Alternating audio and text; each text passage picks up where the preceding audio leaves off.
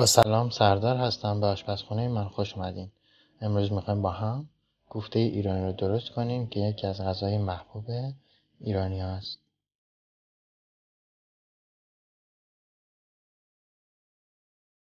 لازم: گوشت چرخ کرده 250 گرم، برنج آبکش شده 250 گرم، پیاز 3 عدد، گوجه فرنگی 2 عدد بزرگ، رب 2 قاشق غذاخوری، سبزی خشک آویشن 2 قاشق چایخوری، پودر هل 1 قاشق چایخوری، زردچوبه 2 قاشق چایخوری، پودر زیره سبزی قاشق چایخوری، پودر فلفل سیاه 1 قاشق چایخوری، سبزی نعنای خشک 1 قاشق چایخوری. دوستای خوبم، برای درست کردن این کوفته خوشمزه ابتدا چرخ کردم رو توی یه ظرف میریزیم و بعد به همون اندازه برنج به اون اضافه میکنیم. توجه داشته باشید برنج آبکش شده باشه ولی زیاد نرم نشده باشه و به اون اضافه میکنیم و با هم مخلوط میکنیم. در این مرحله پیازی که از قبل رنده کردیم به اون اضافه میکنیم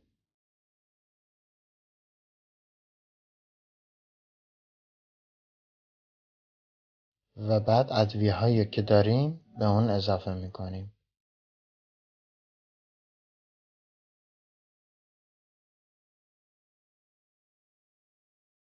بعد تخم مرغ را به اون اضافه کنید. اگر دوست دارین کوفته هاتون سفت‌تر باشه میتونین 2 عدد اضافه کنید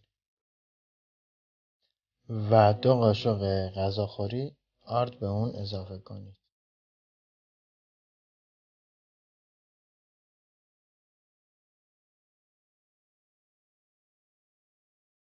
بعد اینکه همه مواد رو به ظرفتون اضافه کردین شروع کنین با یه قاشق اونا رو هم زدن و مخلوط کردن تا یه ماده صافی به دست بیارید.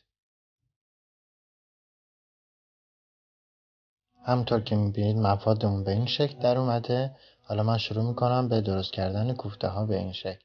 اونا رو در دستتون قرار بدید و به آرومی بغلتونین و اونا رو توی یه ظرف بچینین تا یه مقدار کوفته ها خودش رو بگیره. شما میتونین بعد اینکه کوفته ها رو درست کردین به مدت نیم ساعت اونم توی یخچال نگه دارین که من چون به اون آرد اضافه کردم این کار رو لازم نمیدونم. دوستان دقت داشته باشید کوفته ها رو با فاصله توی ظرف بچینید که به هم نچسبن و شکلشون خراب نشه. دوستان، از این مقدار موادی که من درست کردم 16 تا کوفته به دست اومد که میبینید به این شکله.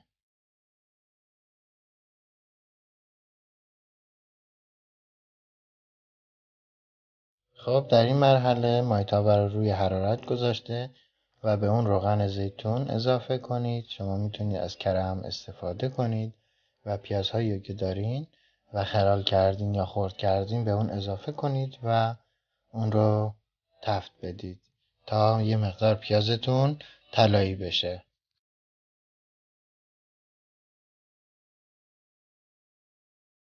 دوستان بعد اینکه پیازمون یه مقدار طلایی شد و رنگ گرفت گوجه که از قبل رنده کرده بودیم به اون اضافه میکنیم و اجازه میدیم که آب گوجه یه مقدار گرفته بشه و سفت بشه.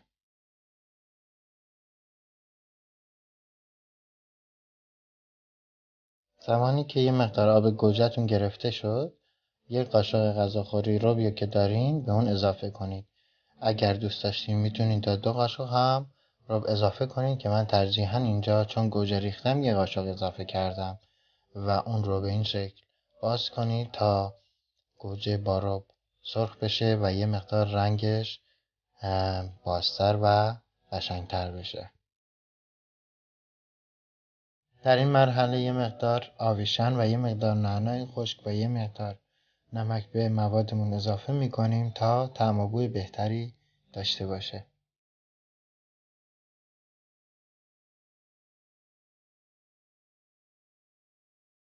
در این مرحله که موادتون به این شکل در اومده نیم لیتر آب در حال جوش رو به اون اضافه کنید و اجازه بدید که به مدت 5 دقیقه بجوشه.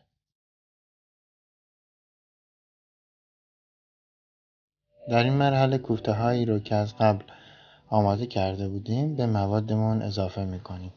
دقت داشته باشید با احتیاط کوفته ها رو بردارین که از هم باز نشن چون هنوز نرمن و اونا رو با احتیاط کنار هم توی سستون بریزین.